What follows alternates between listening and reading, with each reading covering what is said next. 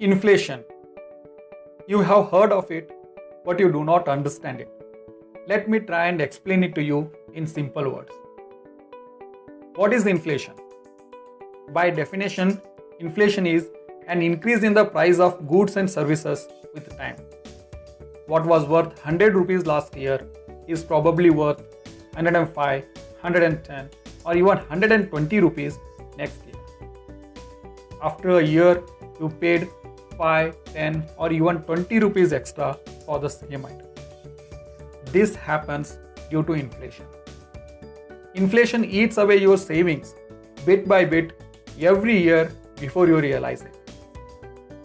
But this is just one way of looking at this. To know what's really happening, we have to dig deeper and understand why inflation occurs in the first place.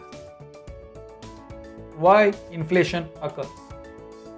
To grow economically, a country has to produce more goods and services, that is GDP. If the GDP grows, the number of buy-sell transactions within the country increases, resulting demand for more money.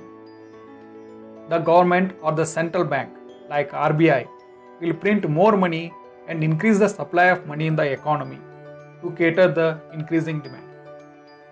But due to one of interior or exterior crisis like war, natural disaster or COVID, GDP growth halts or reduces, then more money will be available for the same GDP or reduced GDP, resulting the value of existing money to decrease and the prices to rise.